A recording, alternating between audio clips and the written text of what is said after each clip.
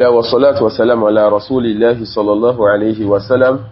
Nous allons poursuivre par la grâce d'Allah subhanahu wa ta'ala avec l'explication de Usul Sunnah de qui? De l'imam Ahmad rahimahullah ta'ala. فهو إمام أهل السنة والجماعة وليس ذلك لأننا نقتدي به لعينه. On ne l'appelle pas imam des gens de la sunna parce que nous on le suit pour sa personne. On l'appelle imam des gens de la sunna parce qu'il a défendu la sunna lorsque beaucoup ont fléchi. فرحمة الله عليه. تفضل. والنفاق هو الكفر أن يكفر بالله ويعبد غيره أو غيره ويظهر الإسلام في العلانية مثل المنافقين الذين كانوا على عهد رسول الله صلى الله عليه وسلم. وقوله صلى الله عليه وسلم ثلاثة من كن فيه فهو منافق هذا على التغليظ نرويها كما جاءت ولا نفسرها. وقوله لا ترجعوا بعدي كفارا ضلالا يضرب بعضكم رقاب بعض. ومثله إذا التقى المسلمان بسيفيهما فالقاتل والمقتول في النار. ومثله سباب المسلم فسوق وقتاله كفر. ومثله من قال لأخيه يا كافر فقد باء بها أحدهما. ومثله كفر بالله تبرؤ من نسب وإن دقه. ونحو هذه الأحاديث مما قد صح وحفظ فإنا نسلم له وإن لم نعلم تفسيرها ولا نتكلم فيها ولا نجادل فيها ولا نفسر هذه الأحاديث إلا مثل ما جاءت لا نردها إلا بأحق منها. Non. L'imam rahimahullah ta'ala, il commence, n'est-ce pas, un nouveau fondement qui est très important aussi. L'imam rahimahullah ta'ala, il commence alors un nouveau fondement qui a toute son importance. Faqala rahimahullah wa nifaqu huwa al-kufr. An-nifaq huwa al-kufr. Et ici, il veut nous parler de la question du nifaq. Et sachez qu'Allah vous fasse miséricorde que al-kufr, la mécréance, al-shirka, le polythéisme, al-nifaq, l'hypocrisie, al-zulm, l'injustice, sont des mots qui sont venus pour dire le grand polythéisme, la grande mécréance, la grande injustice et la grande hypocrisie dans le Coran. Et c'est aussi des mots qui sont venus dire le grand polythéisme, la grande mécréance, pour dire le petit polythéisme, la petite hypocrisie, la petite mécréance et la petite injustice dans le Coran et dans la Sunna. Quelle est donc la différence entre la grande hypocrisie et la petite hypocrisie? C'est la même différence qu'on fera quand on parlera de la grande mécréance, de la petite mécréance, du grand polythéisme et du petit polythéisme. Quant au grand, il s'agit de ce qui fait sortir donc celui qui hier était musulman de l'islam. La personne était musulmane, était considérée parmi les croyants. La personne vient donc avec la grande hypocrisie et cette personne donc sort de l'islam et si elle meurt dans cet état, cette personne est éternellement en enfer. Quant à la petite hypocrisie, c'est ce qui est en dessous de cela. Et les textes viennent souvent pour montrer que c'est des caractéristiques, des attributs et des comportements qui ne sont pas de bonnes choses, qui ne sont pas de bonnes caractéristiques, de bons comportements, qu'on retrouve le plus souvent chez ces hypocrites-là. Le fait d'avoir un ou deux ne te fait pas encore de toi un hypocrite qui est sorti de l'islam. Mais ça veut dire que tu as un comportement parmi les comportements des hypocrites. La grande hypocrisie fait sortir de l'islam. La petite hypocrisie il est souvent question ici de comportement et de traits qui ne conviennent pas aux croyants. Il s'agit de comportements qui sont propres aux hypocrites. Quand tu viens avec certains, on dit tu as un comportement parmi les comportements des hypocrites. Mais on ne dit pas que tu es devenu un hypocrite kafir, mécréant. Alors, quant à la grande hypocrisie, c'est ce qui touche donc la croyance, et les savants appellent ça nifaqun i'tiqadi. Et quant à la petite hypocrisie, c'est ce qui touche, comme vous l'avez compris, les actes et le comportement, et les savants appellent ça nifaqun amali. La première hypocrisie alors, de façon précise, c'est le fait que la personne montre par sa langue et par ses paroles que cette personne montre donc l'islam et la foi. La personne prie avec les musulmans, jeûne avec les musulmans, fait le djihad avec les musulmans. Mais en son intérieur, cette personne déteste l'islam, déteste Allah et son messager et déteste les musulmans et leur religion. C'est quoi la grande hypocrisie? C'est le fait de montrer en apparence la foi et de cacher la mécréance, de détester l'islam, de détester Allah, de détester son messager sallallahu alayhi wa sallam. C'est donc l'hypocrisie là qui fait sortir la personne de l'islam. Et cette hypocrisie n'existait pas à Makka. Cette hypocrisie n'existait pas à Makka. Elle a existé après la bataille de Badr. Quand est-ce que la grande hypocrisie a commencé en islam? Ça a commencé après la bataille de Badr. Lorsque les mécréants ou certains mécréants à Médine ont vu que les musulmans ont grandi en nombre, en foi, ont la suprématie et ont réussi à prendre le dessus sur les koufars de Quraysh lors de la bataille de Badr. Ils ont eu peur pour leur personne et tout en détestant cette religion, ils ont affiché l'islam et ont caché donc la mécréance. Et c'est sur eux qu'Allah subhanahu wa ta'ala dit إِذَا جَاءَكَ الْمُنَافِقُونَ قَالُوا نَشْهَدُ إِنَّكَ لَرَسُولُ اللَّهِ. Lorsque les hypocrites viennent te voir, ya Rasulallah, ya Muhammad sallallahu alayhi wa sallam, ils disent, nous attestons que tu es le messager d'Allah. Est-ce qu'ils ont menti? La réponse oui et non. Allah subhanahu wa ta'ala va dire la vérité, la part de vérité dans leurs paroles et va rejeter le faux qui est dans leurs paroles. Avant d'aller plus loin, ash-shahadatu, l'attestation. L'attestation doit renfermer la science, la certitude, le fait de prononcer cette parole et d'avoir des témoins car nous sommes en train de témoigner. L'attestation doit renfermer donc 4 choses. La science, la certitude, car tu attestes de ce que tu sais avec certitude. Tu n'attestes pas de quelque chose sur laquelle tu doutes. La science, la certitude, le fait de prononcer ce que tu veux attester et qu'il y ait des gens qui écoutent et qui témoignent donc que tu as eu à attester. Voilà donc l'erreur de ces groupes qui font des 3 jours, des 40 jours et des 4 mois de sortie, qui eux-mêmes n'ont pas compris le sens de la ilaha illallah et qui veulent enseigner la ilaha illallah aux musulmans. Pire, ils veulent alors amener des non-musulmans à attester de la ilaha illallah. Comment donc voulez-vous qu'ils attestent si vous n'avez pas de la science à les transmettre? Les Arabes disaient celui qui n'a pas quelque chose ne donne donc pas. Alors Allah dit quoi? Les hypocrites c'est qui? Ceux qui cachent la mécréance donc et qui montrent la foi. Lorsqu'ils viennent te montrer avec leur langue, pas l'arrêter de ce qui est dans leur cœur, ils te montrent avec leur langue et ils utilisent ce mot-là qui est un mot vraiment délicat, un mot difficile normalement pour un hypocrite. Ils disent, nous attestons que tu es le messager d'Allah. Allah va donc le dire. Wallahu ya'lamu innaka la rasulu. Allah sait que tu es son messager. Naam, Muhammad ibn Abdullah, tu es le messager d'Allah sallallahu alayhi wa sallam.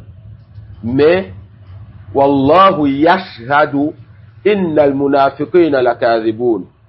Allah subhanahu wa ta'ala sait que tu es son messager et Allah atteste. Et quand Allah atteste, il a certes attesté. Et Allah atteste que les hypocrites sont des menteurs. Ils sont des menteurs dans quoi? Dans le fait que tu sois le messager d'Allah. Là, tu es le messager d'Allah. Mais ils sont des menteurs lorsqu'ils disent qu'ils ont attesté. Donc, lorsque nous disons à quelqu'un, nous n'acceptons donc pas que vous fassiez le prêche, que vous fassiez la da'wa sans science, et que vous appelez les gens donc à la ilaha illallah, alors que vous n'avez pas compris cela. Ou que vous prétendiez que quelqu'un s'est converti alors que la personne n'a pas compris le sens de la ilaha illallah. Nous dirons donc, Allah a dit, les hypocrites, ils sont des menteurs. Alors que ce qu'ils ont dit, c'est nous attestons que Mohammed est le messager d'Allah.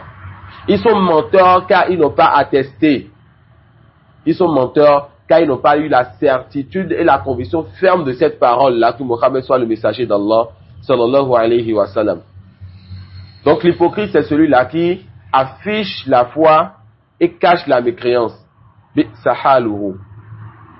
Et l'hypocrite, il est au plus bas degré de l'enfer.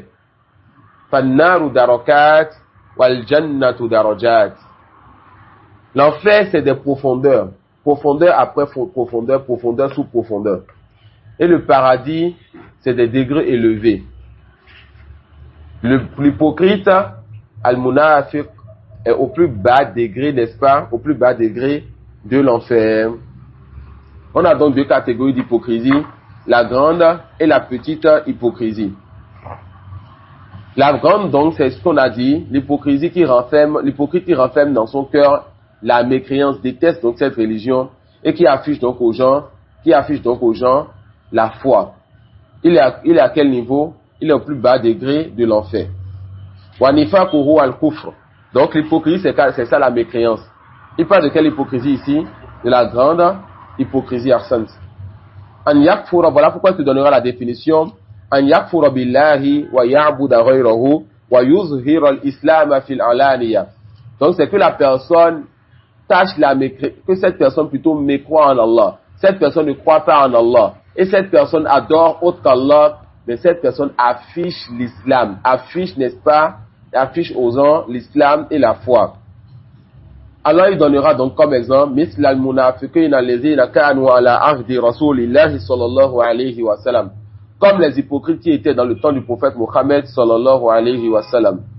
Thumma qala wa qawluhu sallallahu alayhi wa sallam thalathun man kunna fihi fahuwa munafiqun hadha ala taghliz narwiha kama ja'at wa la nufassiruha. Il a fini de parler de l'hypocrisie qui fait sortir de l'islam. Maintenant, il veut te parler de la deuxième catégorie. On a dit que la deuxième catégorie, c'est quoi? Comment on reconnaît cela? Rentre dans les actes. Ça touche souvent le comportement et les actions de la personne. Il dit donc, la parole du prophète sallallahu alayhi wa sallam, il y a trois choses. Celui, n'est-ce pas, qui renferme, qui a ces trois comportements en lui, cette personne est un hypocrite. Et le prophète sallallahu alayhi wa sallam va citer comme comportement le fait que la personne, lorsqu'elle donne une promesse, cette personne ne tient pas sa promesse. Lorsque la personne, on lui confie quelque chose, cette personne ne garde pas le dépôt, trahit le dépôt. La personne, lorsqu'elle se met en colère, elle transgresse, elle hausse la voix, elle dit des mots qu'il ne faut pas dire. Est-ce que ces choses-là font sortir de l'islam? La réponse non. Mais c'est des péchés et de mauvais comportements qui ne font pas sortir de l'islam, mais qui ne conviennent pas donc aux croyants, car ça fait partie des traits et des caractéristiques des hypocrites. Mais ici, l'auteur dit, narwiha wa la nufassiruha. Narwiha kama ja'at wa la nufassiruha. Cela donc va nous amener à parler d'un sujet très important. La parole des savants dans ce type de sujet et dans les livres de Asma wa Sifat, les noms et attributs d'Allah, lorsqu'ils disent narwiha kama ja'at wa la nufassiruha. Ces textes-là, nous allons tout simplement les rapporter comme elles sont venues et nous n'allons pas les expliquer. Sachez qu'Allah vous fasse miséricorde que parmi les déviances que nous avons dans notre religion, nous allons parler du plus important, la déviance dans les noms et attributs. Les gens dans les noms et attributs sont de trois groupes. Nous avons les gens de la Sunna et ils sont connus. Nous avons les Mu'awwila et nous allons les connaître maintenant, Inch'Allah. et nous avons les Mufawwida, et nous allons les connaître maintenant, Inch'Allah. Quant aux gens de la Sunna, c'est ceux-là qui disent tout ce qu'Allah et son messager sallallahu alayhi wa sallam ont eu à affirmer comme nom et comme attribut, moi je l'affirme. Et tout ce qu'ils ont nié et refusé comme nom et attribut pour leur Seigneur, pour son Seigneur sallallahu alayhi wa sallam, moi je le refuse. Et tout ce sur quoi ils se sont tus, je me tais. Quant au Mu'awwila, c'est des gens lorsqu'ils lisent donc le Coran et la Sunna, et Allah dit Ar-Rahman wa al-Arsh istawa, le tout miséricordieux s'est élevé sur le trône. Et quand le prophète sallallahu alayhi wa sallam dit Yanzilu Rabbuna ou bien Yanzilu Rabbukum, que votre Seigneur descend, et ils disent Zawahiru nusus tuhimu tashbih, que les textes religieux, le sens apparent renferme du tashbih. C'est quoi le tashbih? Le sens apparent des textes montre qu'Allah ressemble à cette créature. Le tashbih, c'est le fait qu'Allah ressemble donc à une de ces créatures. Et chez les gens de la Sunna, et chez eux, le tashbih, c'est du kufr, c'est de la mécréance. Donc eux, ils te disent que lorsqu'ils lisent les textes religieux, ils comprennent donc de ces textes-là la mécréance. C'est-à-dire, Allah a fait ses éloges en s'insultant.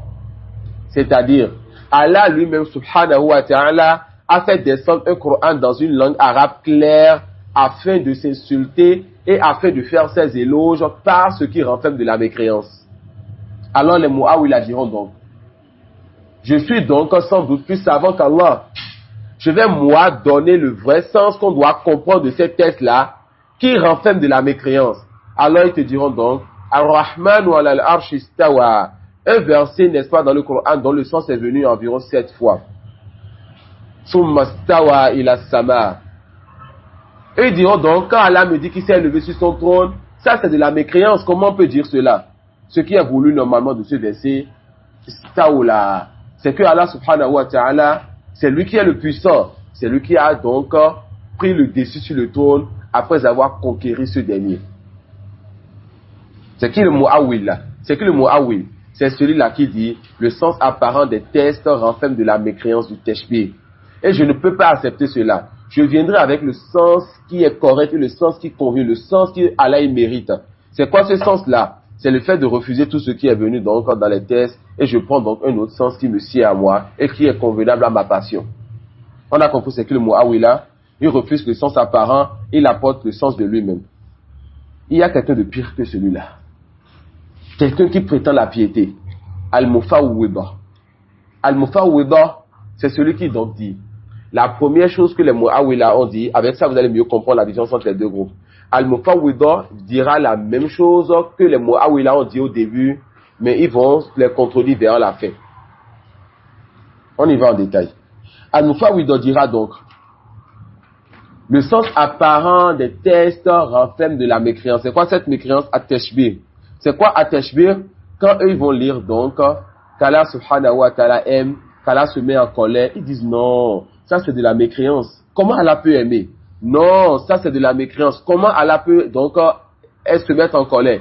Ça c'est des attributs des créatures. Allah ne peut pas aimer, Allah ne peut pas se mettre en colère. Allah ne peut pas être miséricordieux. Ça c'est des attributs des créatures.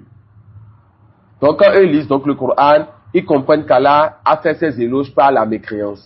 Qu'Allah s'est insulté en voulant faire ses éloges. Alors qu'est-ce qu'ils feront? Ils diront, ah, ce sens-là que vous comprenez, ce sens-là n'est pas correct. C'est quoi le sens correct? Ils diront alors, non, nous là on a la piété. On ne peut pas parler sur Allah sans science. Nous on ne connaît pas le sens qui est correct. Et le mazhab est donc plus dangereux que le précédent. Car le précédent refuse le sens apparent et vient avec un sens de lui-même. Mais celui-ci refuse le sens apparent et dit non. Qui donc nous sommes pour parler sur Allah sans science? Nous on va faire le tafwid, on va remettre donc l'affaire là à Allah. Allah seul connaît le sens. Et beaucoup sont tombés dans cela parmi nos grands savants et parmi des gens contemporains. Et les Ash'aïra, quand ils disent souvent Mazhabu Salafi, quand ils parlent, n'est-ce pas, de leurs pieux prédécesseurs, ils parlent de qui? Ils ne parlent pas de Abu Bakr, de Omar, de Ousmane, de Ali et de leurs frères. Ils parlent des Mufawwida. Ils parlent de quoi? Des Mufawwida. Donc quand le Ash'ari vous dit Mazhabu Salafi Aslam, que la méthodologie et la voie des anciens est plus saine. Il ne parle pas des gens de la sunna, il ne parle pas du prophète et de ses compagnons. Il parle donc des Mufawwida qui ont dit donc que les versets qu'Allah a fait descendre, ce que le prophète et ses compagnons ont compris, sallallahu alayhi wa sallam, cela c'est de la mécréance. Il parle donc de leurs pieux prédécesseurs selon eux. Et n'oubliez pas de leurs prédécesseurs qui donc ont refusé ce que le prophète sallallahu alayhi wa sallam et ses compagnons acceptaient. Mazhabu Salafi Aslam, il parle donc des Mufawwida qui ont dit le sens apparent donc est de la mécréance et nous on ne comprend pas le sens. Ensuite ils vont vous dire que wa mazhabul khalaf, c'est qui les khalaf? Ceux qui sont venus par la suite. Vous pensez que c'est vous et nous les gens de la sunna? Non, c'est les ash'aira. Wa mazhabul khalaf a'lam wa atqan. Et la méthodologie donc de ceux qui sont venus par la suite est une méthodologie qui est basée sur la science.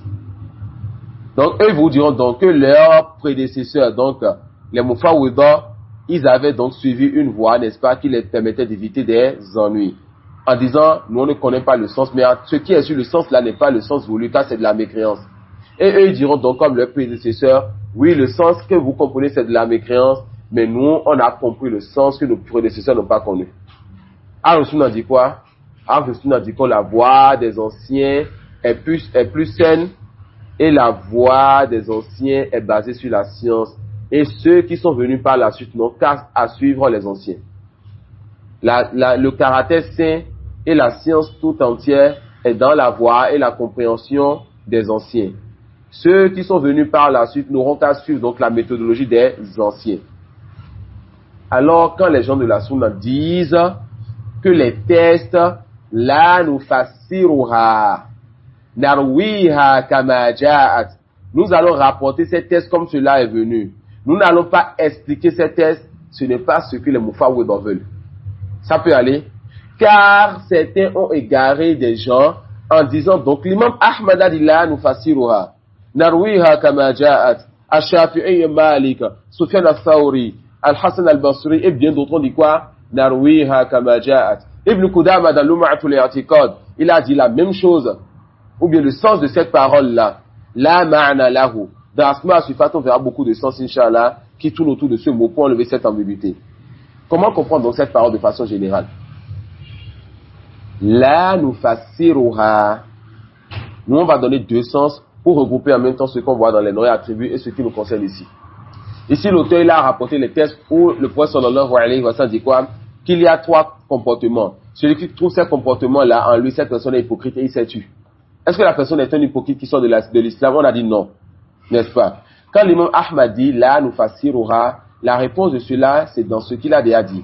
Il dit, wa qawluhu sallallahu alayhi wa sallam, thalathun man kunna fihi, fahuwa munafiq. La parole du prophète sallallahu alayhi wa sallam, trois choses. Celui qui retrouve ces trois choses en lui, cette personne est hypocrite. Haza an la terlezi. Cela, c'est pour, n'est-ce pas, faire peur. Cela, n'est-ce pas, c'est pour secouer le cœur du musulman afin qu'il revienne vers son Seigneur. Narwiha kama ja'at. Nous allons rapporter ces choses comme c'est venu. La nufassiruha. Donc, le premier sens de la nufassiruha, nous n'allons pas donner le sens et le détail de ces choses. C'est que lorsqu'on est sur le mimbar, lorsqu'on est devant un public qui a besoin qu'on leur fasse peur afin qu'ils reviennent vers leur Seigneur, quand nous disons, le prophète sallallahu alayhi wa sallam a dit, al-ahdu baynana wa baynahum as-salah, man tarakaha faqad kafar. Le pacte qu'il y a entre eux et nous, c'est la prière. Celui qui délaisse cela, cette personne a cette mécrue. Nous allons dire donc aux gens donc lors de la khutbah de Jumu'ah et devant un public qui a besoin, n'est-ce pas, de faire la prière, car il délaisse beaucoup la prière, on leur dira donc celui qui délaisse la prière, cette personne est mécréante. Celui qui délaisse la prière, cette personne est mécréante. Et on se tait sur cela. On a compris ce que l'imam veut de nous ici. On la terlise afin de secouer les cœurs et d'amener donc les gens à quoi? Allah a revenu vers Allah et à œuvrer ou à délaisser le péché. On a compris ce premier sens. Là, nous fassiruha, c'est-à-dire, on se limite seulement à jeter le test sur les gens et on leur fait peur par ce test, car par sa miséricorde, Allah subhanahu wa ta'ala, il cite l'enfer et les châtiments pour faire peur aux gens. On a compris ça? Deuxième sens. La nufassiruha tafsir al-mubtadi'a. La nufassiruha. Et cela concerne ce sujet et les noms et attributs. Nous n'allons donc pas l'expliquer en donnant le sens que les innovateurs donnent. Donc, dans les noms et attributs, Ar-Rahman wa al-Arsh istawa. Quand vous voyez donc un de nos savants anciens comme contemporains dit, nous n'allons pas expliquer ce verset, ça veut dire quoi? Il est mufawwid ou non? Nous n'allons pas expliquer ce verset, c'est-à-dire le sens du verset est connu. Le tout miséricordieux s'est élevé sur le trône. Quand tu écoutes, on dit quoi? Qira'atuha tafsiruha. Quand les gens de la sunna disent la nufassiruha, cela vient après la règle qira'atuha tafsiruha. Juste le fait de lire ce verset, tu comprends le sens. Nous n'allons pas alors apporter un nouveau sens. Le sens que les innovateurs apportent. Nous n'allons pas dire comme les innovateurs disent là, Ar-Rahmanu alal arsh istawla. Ils ont fait quoi? Ils ont apporté un nouveau sens. Nous disons la lecture de ce verset suffit pour comprendre donc le verset. D'accord? La lecture de ce verset suffit pour comprendre le sens de ce verset-là. Donc là, nous fassiruha. Nous n'allons donc pas donner le sens de ce verset, c'est-à-dire nous n'allons pas donner quoi? Nous n'allons pas donner un sens nouveau. Nous n'allons pas dire ce que les innovateurs disent. Alors ici, là nous fassiruha, c'est pour dire, nous n'allons pas donner le même sens que les Khawarij et les Mu'tazila donnent à ces hadiths-là. Car les Khawarij et les Mu'tazila, quand ils viennent donc à ces hadiths-là, ils ne disent donc pas que c'est la petite hypocrisie. Il faut sortir donc de l'islam ceux qui ont ces caractéristiques-là. Donc quand l'imam dit là nous fassiruha 1, nous allons jeter ça sur les gens, rapporter ça aux gens afin de pouvoir faire rentrer la peur dans le cœur des musulmans, leur faire couler les larmes et qu'ils reviennent vers leur Seigneur. Là, narwi wala nous fassiruha les deux ensemble. Nous rapportons donc cela et nous n'expliquons pas cela, les deux sont ensemble. D'accord? Et là, nous fassiruha, c'est-à-dire, nous n'allons pas donner le sens que les innovateurs donnent donc. On a compris ceci? Oui. Et il va citer alors plusieurs textes qui vont dans ce sens, parmi lesquels la parole du prophète sallallahu alayhi wa sallam, la tarji'u ba'di kuffaran dullalan yadribu ba'dukum riqaba ba'd. Ne revenez pas donc après moi, après le prophète sallallahu alayhi wa sallam, mécréants en vous tuant les uns les autres. Ce qui est voulu ici, c'est la petite mécréance, pas la grande mécréance. Mais quand toi, tu dis cela à un public, des musulmans dans un pays qui n'ont aucun mal à sortir l'un contre l'autre, tu rapportes cela afin de leur faire peur et tu ne leur donnes donc pas le détail sur le type de mécréance. Et quand tu dis que tu n'expliques pas ce hadith, c'est pour ne pas dire ce que les Khawarij disent, c'est pour ne pas dire quoi? Que celui qui fait ceci est sorti de l'islam. Et sa parole, sallallahu alayhi wa sallam, إذا التقى المسلمان بسيفهما فالقاتل والمقتول في النار. Lorsque deux musulmans se rencontrent avec leurs épées, c'est-à-dire pour se combattre, celui qui tue et celui qui est tué sont en enfer. Celui qui tue, c'est compris. Cette personne a tué son frère musulman volontairement. Mais comment se fait-il que celui qui est tué soit en enfer? Tout simplement parce qu'il avait l'intention et il était ferme sur le fait de combattre l'autre et il l'aurait tué s'il pouvait faire cela. Ça y est. Comment comprendre le mot sont en enfer ici? Comme on a dit précédemment, Raza, Fiba, Bilwa'in, ça c'est une menace. Et la menace, n'est-ce pas, ça, Allah peut appliquer comme il peut ne pas appliquer. Donc celui qui tue et celui qui est tué sont en enfer, c'est-à-dire il mérite l'enfer. D'accord? Celui qui tue et celui qui est tué sont en enfer, c'est-à-dire il mérite l'enfer. Et la parole du prophète sallallahu alayhi wa sallam, Kufrun billahi tabarru'un min nasabin wa indaqqa. Le fait, n'est-ce pas, de te lier à autre que ton père. Le fait que la personne se désavoue de son père et de sa liée, et ce que cette personne se veuille d'autres personnes qui n'est pas son père, cela fait donc partie du kufr, grand ou petit, de la petite mécréance. Cette mécréance qui est un grand péché et qui ne fait donc pas sortir de l'islam. L'imam dit wa nahwu hadhihi al-ahadith mimma qad sahha wa hufiz. Autre que cela parmi les hadiths qui ont été authentiques et les savants ont mémorisé et retenu, n'est-ce pas, dans les livres, fa inna nusallimu la. Nous allons nous soumettre donc à ces tests-là. Wa in lam na'lam tafsiraha. Même si nous ne connaissons pas le sens de ces hadiths-là. Ça veut dire quoi? Nous ne connaissons pas le sens de ces hadiths. Nam, nous connaissons que ces hadiths-là veulent dire petite mécréance, petite hypocrisie, etc. Mais il se peut que parmi les musulmans, certains ne comprennent pas le sens de ces tests-là. comment se fait-il que celui qui insulte donc celui qui tue un musulman soit en enfer? Comment se fait-il que celui qui se désavoue de son père soit mécréant? On dit, si tu ne comprends pas, tu te soumets, ensuite tu questionnes lorsque tu trouves les gens de science. Voilà, natakallamu fiha. Nous n'allons pas parler sur ces tests-là. Voilà, nujadilu fiha. Nous n'allons pas débattre sur ces tests-là. Voilà, nufassiru hadhihi al-ahaditha illa mithla ma ja'at la narudduha illa bihaqqa minha. Nous avons une règle de base, c'est que celui qui fait un péché grand comme petit, cette personne est musulmane tant qu'elle n'a pas fait le grand polythéisme, la grande hypocrisie ou la grande mécréance. Alors tout péché qui viendra dans les tests et qui sera nommé mécréance ou hypocrisie, et on sait que cela à la base ne fait pas sortir de l'islam, on dit tout simplement que c'est la petite mécréance, la petite hypocrisie et le petit polythéisme. Non. Non. Pardon? Lequel? Non. Nam sibabul muslimi fusukun wa qitaluhu kufr. Le fait d'insulter le musulman est de la perversité, jazakallahu khairan, et le fait de tuer donc le musulman est de la mécréance. Quelle mécréance est voulue ici? Kufrun duna kufr, la petite mécréance. Non. Non. Wal jannatu wan. Il y a une question, Inch'Allah. La grande ou mécréance, ou petite? La petite mécréance qui fait partie des grands péchés qui ne fait pas sortir. Pardon? Non. Non. Même...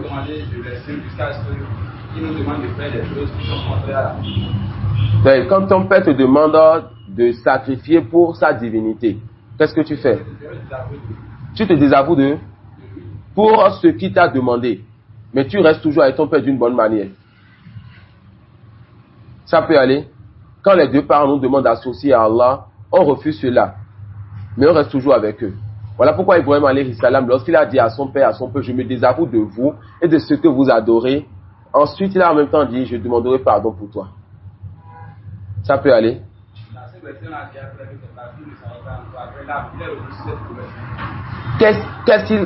C'est quoi la promesse qu'il a fait? Il est revenu sur ça. La demande de pardon. La demande de pardon pour le non-musulman qui meurt, mécréant, cela est interdit. Mais cela renferme une base générale, c'est que Ibrahim, même s'il s'est désavoué de la mécréance de son père, il ne s'est pas désavoué de son père pour autant. Ça peut aller. Donc on a une base générale. C'est quoi cette base? Ibrahim ne s'est pas désavoué de son père en tant que père, mais il s'est désavoué de la religion de son père. Donc on dira, autre que nos deux parents, on se désavoue d'eux, de leur religion, et on se détache d'eux. Mais nos parents, on se désavoue de leur religion, mais on garde le lien de parenté. Ça peut aller, non? Et ça, tu avais une question?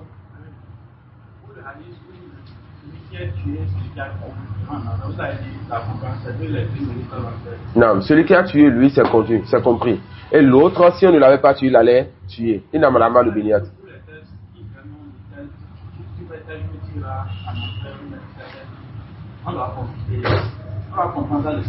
Non, ça dépend du test. Quand le test, n'est-ce pas, parle de la grande mécréance ou bien du Cheikh Akbar, ça c'est en fait éternellement.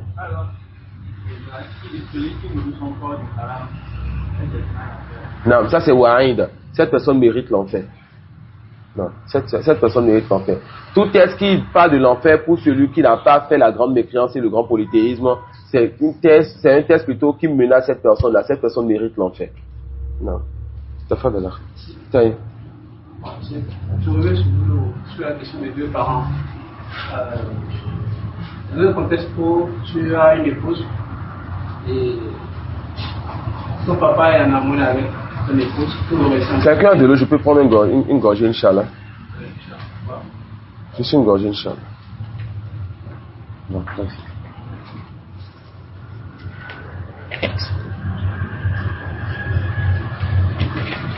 C'est pas de là. Ton papa est en amour avec ton épouse, non. Et ta maman te demande de la répudier. On peut reprendre la question, Inch'Allah. Dans le contexte où tu vis avec une épouse, non. Et ton papa, non. Pour cette épouse-là, non. Mais ta maman te demande de la répudier. Voilà. Quelle est la... C'est votre épouse. Vous n'avez pas à quitter maman sur ça là. Sauf si l'épouse, n'est-ce pas, elle nuit à votre religion. Et que ça, c'est un bon conseil. Vous pouvez regarder alors l'affaire de votre épouse. Si on a la base, c'est que vos parents n'ont pas à vous demander de délaisser votre femme. La base, c'est quoi? Les parents n'ont pas à vous demander de délaisser votre femme, sauf si cette épouse-là nuit à votre religion ou bien n'est pas bonne pour vous. Et on a un excellent exemple en Ibrahim. Quand Ibrahim était allé voir Ismaël alayhi salam, et lorsqu'il est venu, Ismaël était sorti. Il tombe donc sur la femme d'Ismaël, son fils, et il demande à cette femme-là comment les affaires sont dans votre maison. Et elle se plaint. Ça ne va pas. Il y a ceci, il y a cela. À quelqu'un que tu ne connais pas. Il dit ok. Quand Ismaël viendra, quand ton mari viendra, dis-lui de changer donc la porte de sa maison. Le mari est venu. Il a demandé qu'est-ce qui s'est passé quand je n'étais pas là. La femme dit un vieux monsieur est venu et il a demandé qu'est-ce qui n'allait pas, etc. Et il a dû t'annoncer, de t'informer, de changer donc la devanture de ta maison. Alors Ismaël lui dit c'est mon père qui me demande de te divorcer, et il a divorcé. D'accord? Donc là-bas, c'est que les parents n'ont pas à mettre leur bouche dans ces choses-là. Mais quand le parent a la religion, et ça c'est très bien, c'est très important, quand le parent a la religion et son conseil est fondé, alors à vous d'accepter le bon conseil ou pas. والجنة والنار مخلوقتان قد خلقتا كما جاء عن رسول الله صلى الله عليه وسلم دخلت الجنة فرأيت قصرا ورأيت الكوثر واطلعت في الجنة ورأيت أكثر أهلها كذا واطلعت في النار فرأيت كذا وكذا فمن زعم أنهما لم تخلقا فهو مكذب بالقرآن وأحاديث رسول الله صلى الله عليه وسلم ولا أحسبه يؤمن بالجنة والنار. Non. Ici, l'auteur il aborde un nouveau sujet qui a rapport à la croyance à la vie dernière.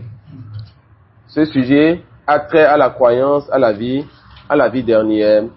Et il s'agit, n'est-ce pas, de la croyance que le paradis et l'enfer sont déjà créés. Et l'auteur met ceci dans les fondements des gens de la Sunna, car des gens ont contredit sur cela. Il y a des groupes déviés qui disent que le paradis et l'enfer ne sont pas encore créés, mais que ces deux seront créés par la suite. D'accord? Ils disent que c'est quoi donc l'intérêt d'avoir déjà créé l'enfer et le paradis? Alors ils ont mis en cause la sagesse d'Allah subhanahu wa ta'ala. C'est là qui dit quoi? U'iddat lil muttaqin. U'iddat fil madi. Que le paradis est déjà là et réservé pour les pieux. U'iddat lil kafirin.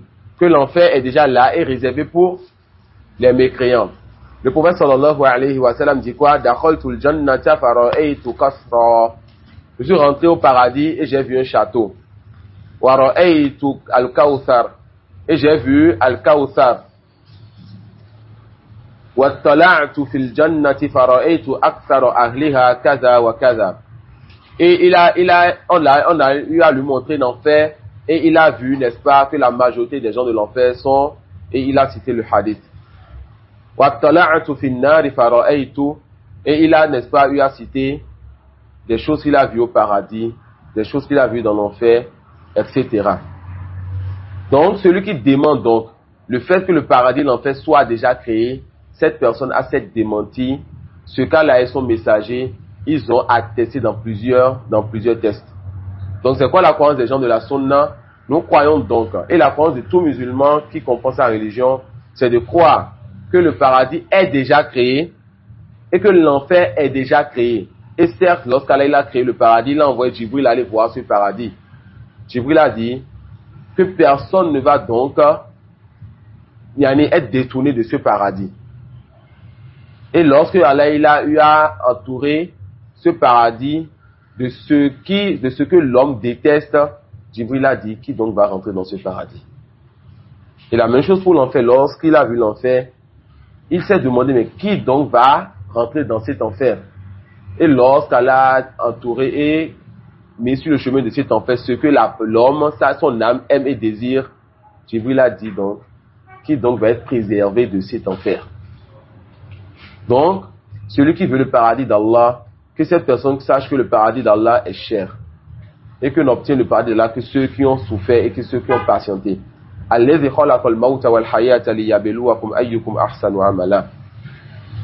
c'est lui donc qui a créé ce bas monde afin de nous mettre à l'épreuve et de savoir qui d'entre nous œuvre le mieux. Donc le paradis et l'enfer sont deux créatures d'Allah qu'il a déjà créées, qui existent déjà. Et le jour dernier, on rapprochera donc les deux de ces gens, car nous compte parmi les gens du paradis. Non. On va ajouter à cela un sujet. Lorsqu'on parle du sujet du paradis et de l'enfer, il y a le fait de croire que le paradis et l'enfer existent déjà. Et le fait de croire que le paradis et l'enfer ne vont jamais disparaître. Car on a des groupes qui ont dévié dans le premier sujet et des groupes qui ont dévié dans le deuxième sujet. Donc, il y a des groupes qui disent que le paradis et l'enfer ne sont pas encore créés. C'est quoi donc la sagesse derrière cela? Eux, ils acceptent donc pas cela. Ils disent que le paradis et l'enfer ne sont pas encore créés. Ensuite, des groupes, lorsqu'on leur dit que le paradis et l'enfer, c'est pour l'éternité, le paradis pour le bien, pour le délice, pour les croyants, et l'enfer, le châtiment pour les mécréants, ils se sont divisés en plusieurs groupes. Parmi eux, ceux qui disent donc, comme les gens de Wahdatul Wujud, que l'enfer en réalité, ce n'est pas un châtiment là-bas, mais c'est aussi le délice, c'est aussi le plaisir, la jouissance. Comme eux, ils ont atteint, n'est-ce pas, la haqiqa, ils disent donc que même dans l'enfer, quand tu rentres, c'est pour la haqiqa, c'est pour le délice, le plaisir, la jouissance. D'accord? Donc, il y a parmi les gens ceux qui croient que l'enfer, ce n'est pas pour être châtié, mais c'est pour jouir donc des plaisirs d'Allah subhanahu wa ta'ala. C'est pour ça qu'on dit azabun min al-uzbah. C'est-à-dire quelque chose de délicieux, quelque chose de doux et d'appétissant. Et parmi les gens, ceux-là qui ont dit que l'enfer va disparaître et que seul le paradis va rester. Parmi les gens, ceux qui disent que l'enfer va disparaître et que seul le paradis va rester, et certains attribuent donc cette parole-là à Ibn Taymiyyah et à Ibn Qayyim, cela nous permet, n'est-ce pas, de venir l'année prochaine, Inch'Allah, parmi les livres qu'on étudiera, les 200 questions-réponses dans la croyance. Et on verra ce sujet-là en détail là-bas, Inch'Allah. La question du paradis et de l'enfer, est-ce qu'ils vont disparaître? Et ce qu'on attribue à Cheikh al-Islam Taymiyyah et à Ibn Qayyim. Retenez déjà que ces deux savants n'ont pas dit cela. Même si certains de nos savants ont eu à comprendre de certaines paroles de Ibn Qayyim, qu'il n'a pas eu à faire de traduire sur cela dans son livre As-Sawa'iq al-Mursala. Et c'est vrai qu'il a écrit des centaines de pages dans son livre As-Sawa'iq al-Mursala sur le sujet. Et comme le dit Ibn Taymiyyah, Ibn Qayyim, quand il veut traiter un sujet, il t'apporte la parole des gens du faux avec le détail. Si tu ne sais pas faire, tu vas penser que c'est eux qui sont sur la vérité. Quand il t'apportera leur preuve et la force de leur preuve. Ensuite, il t'apportera la parole des gens de la sunna avec le détail et tu vas comprendre la fausseté des autres. Voilà pourquoi, prêtez donc attention aux étudiants qui, après 2 ans ou 3 ans, te disent, donc moi je lis Majmou Fatawa. Moi j'ai lu Sawa'iq al-Mursala. Et te citent les grands livres de Ibn Taymiyyah, de Ibn Qayyim. Vous allez donc les élever, je vous dis donc que ça c'est de grands étudiants. Mais très vite, ces gens-là sont embrouillés dans les livres de ces grands savants et viennent avec des désordres et de l'ignorance et de l'égarement. Vont soutenir des sujets qui sont fausses et vont dire que c'est eux qui sont sur la vérité pensant que c'est ça que Ibn Taymiyyah et Ibn Qayyim ont dit. Tu veux donc comprendre les livres de Ibn Taymiyyah et Ibn Qayyim, étudie les 5 livres que nous sommes en train d'étudier, Hamawiyya, Tadmuriyya et Tahawi, avant de rentrer dans les livres qui sont avancés, les Mutawalat et les Mutawassifa. Mais on a vu beaucoup d'étudiants et beaucoup d'étudiants qui grimpent donc après la langue arabe, l'étude de 2 ou 3 livres de croyance, rentrent donc dans les livres de ces deux savants. On dit prête attention, c'est l'océan qui renferme beaucoup de sciences et quand tu rentres dedans sans savoir nager, tu vas te noyer. Tu vas quoi? Tu vas donc te noyer. Donc, Cheikh Ibn Uthaymeen même rapporte, n'est-ce pas, de Cheikh Abdurrahman As-Sa'di, que c'est étonnant de voir Ibn Qayyim dans son Sawa'iq al-Mursala traiter ce sujet et c'est comme s'il n'a pas fait de tarjih. Mais Inch'Allah, les muhakkikoun ont fait le tahqiq de la parole des deux savants et de celui dont j'ai le plus profité de ce sujet, c'est Cheikh Salih Sindi Hafizahullah Ta'ala. Le sujet, c'est un sujet qui est venu, n'est-ce pas, petit à petit dans d'autres livres, comme on vient de le voir petit à petit ici. Et l'étudiant aussi, on veut aller plus vite. J'ai envie de voir le tahqiq. Je vois des gens comme Cheikh Al-Fawzan qui parle du sujet, Ibn Usaymin qui parle du sujet, Cheikh Al-Albani qui parle du sujet, etc. Et leur parole est sur le fait, n'est-ce pas, que ces savants n'ont pas fait d'erreur. Et certains laissent croire qu'ils ont fait d'erreur, même parmi nos savants. Alors j'ai envie de comprendre le tahqiq dans ça. Je questionne donc mon chef vu que j'ai un chef. Cheikh Ahmad Saïda, je lui ai rapporté ce que Cheikh Ibn Usaymin a dit, Cheikh Al-Fawzan a dit, et Cheikh Salih Sindi a dit, et Cheikh Al-Albani a dit. Il me dit, on a eu à s'asseoir, n'est-ce pas, quel est en Arabie Saoudite, ils ont proposé de Cheikh Salih Sindi. Il me dit de rechercher la parole de Cheikh Sindi sur ce sujet. Mais la première fois que j'ai vu la parole de Cheikh Sindi, c'était dans un autre livre. Il a ouvert le sujet, il n'a pas donné les détails. Une deuxième fois, il a donné plus de détails. Et dans les 200 questions-réponses, il est allé un peu plus en largeur. Il a encore répété ça dans Aqidatu Salaf wa Ashab al-Hadith de As-Sabuni, quand il a encore donné encore plus de détails pour montrer l'importance de ce sujet-là, car les gens ont touché deux grands parmi nos savants sur cela. Juste pour vous dire alors, c'est pas toute personne qui vous dira que Ibn Taymiyyah, Ibn Qayyim ont refusé, on dit que l'enfer va disparaître, qu'il faut croire. Sachez que les savants parlaient de cela.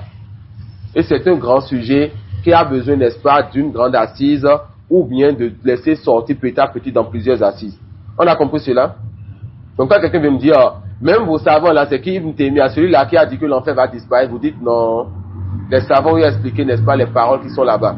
Et toi, si tu as prétendu lire cela, c'est parce que tu n'étais pas parmi ceux qui pouvaient déjà comprendre les livres de ces savants-là. On a compris ça? Taïb. Alors on a parmi les innovateurs ceux qui disent donc que l'enfer va disparaître par le paradis. Je vous donnerai un avant-goût de ce sujet. Et ça, c'est une réponse de Cheikh Al-Albani à ceux qui disent que l'enfer va disparaître. Vous savez, n'est-ce pas, que une partie des musulmans ira en enfer, n'est-ce pas? Ibn Qayyim dit que l'enfer dans lequel ira les musulmans, c'est un enfer qu'on appelle Jahannam. Que Jahannam, c'est un nom qui est particulier à l'enfer de qui? Des musulmans. Donc il y a l'enfer dans lequel sera les musulmans et ce n'est pas, leur châtiment sera différent des châtiments des hypocrites, des mécréants, des chétans et de tout ça. On est d'accord? Ibn Qayyim dit que quand ces musulmans vont quitter leur niveau d'enfer, que cet endroit-là, c'est cet endroit qui va alors disparaître. Et c'est une compréhension qu'on a eu des paroles de Ibn Qayyim. Mais les innovateurs ont pris quoi? Ils ont pris cette compréhension et il y a d'autres compréhensions. Ils ont pris cette compréhension pour dire qu'une fois que l'enfer va disparaître. Ça, c'est un avant-goût du sujet. Ça peut aller. Taïb. Il y a parmi les gens qui disent non. Les gens de l'enfer ne vont pas disparaître, mais ils vont devenir tels des statues. Ils ne vont plus bouger alors. Ils ne pourront plus jouer. Ils ne pourront plus donc être châtiés. D'accord? Et ça, c'est une parole parmi les paroles qu'on attribue au Jahmiya. Ils ont dit quoi? Que les gens dans l'enfer ne vont pas, l'enfer ne va pas disparaître ces gens, mais ils vont devenir tels des statues. D'accord? Ils vont devenir tels quoi? Tels des statues. Et parmi les paroles, n'est-ce pas, qui font rire dans ce sujet, ceux qui disent que l'enfer et le paradis vont disparaître, car c'est Allah subhanahu wa ta'ala va vivre éternellement. Et on leur répondra tout simplement que toute chose n'existait pas. Allah est le seul qui a toujours existé. Ensuite, toute chose qui restera éternelle va être éternelle car c'est Allah qui l'a gardé dans cette éternité. Donc le fait de dire que l'enfer et le paradis vont rester, les gens vont rester dedans éternellement, il n'y a même en cela aucune chose qui devrait t'amener une ambiguïté. Tu vas dire, mais c'est Allah seul qui est le dernier sans fin. On dit donc, oui, Allah est le dernier sans fin, et l'enfer et le paradis, et ceux qui sont dans ces deux-là, resteront car c'est Allah qui les a donnés, n'est-ce pas, car Allah qui les fait rester encore dans ce bas monde, ou bien à leur place. On a compris ça? تفضل. ومن مات من أهل القبلة موحدا يصلى عليه ويستغفر له ولا يحجب عنه الاستغفار ولا تترك الصلاة عليه لذنب أذنبه صغيرا كان أو كبيرا أمره إلى الله تعالى.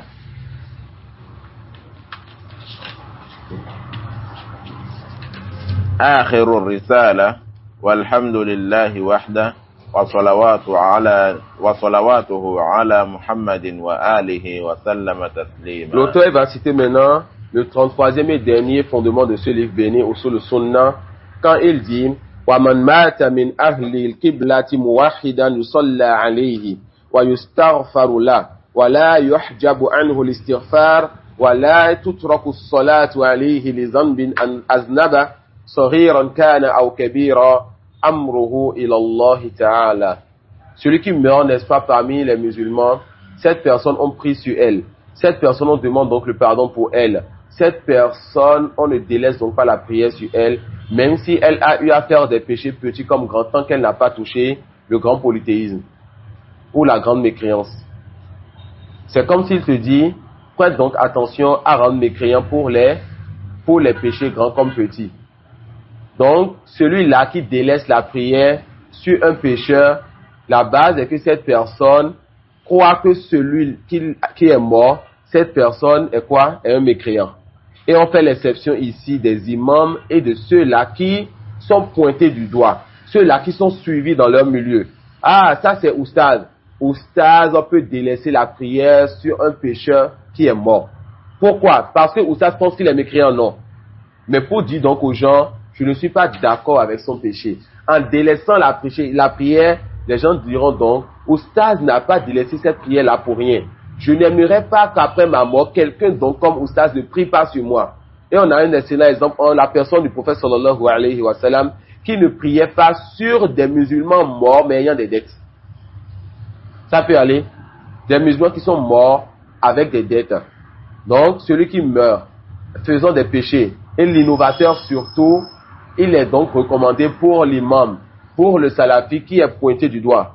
On ne parle pas du lambda. Celui-là qui est connu et les gens vont le suivre dans sa parole et dans ses actes, de délaisser la prière sur ces gens-là, tout en laissant comprendre aux gens, dans ses enseignements ou autres, que lui, il a délaissé cela pas parce qu'il rend la personne mécréante, mais tout simplement car ce que la personne a fait ne doit pas être fait.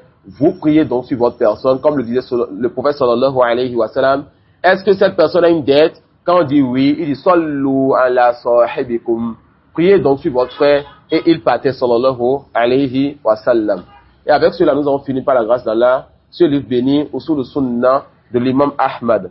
Je vous recommande alors de chercher, si vous avez l'arabe, les écrits ou bien les audios des savants qui avant nous ont eu à faire ce livre, afin de plus en profiter, car nous on n'a pas eu à donner le droit de ce livre. On a juste pris la clé qui vous permettra, en écoutant maintenant, de faire quoi? De mieux cerner les points de ce livre-là.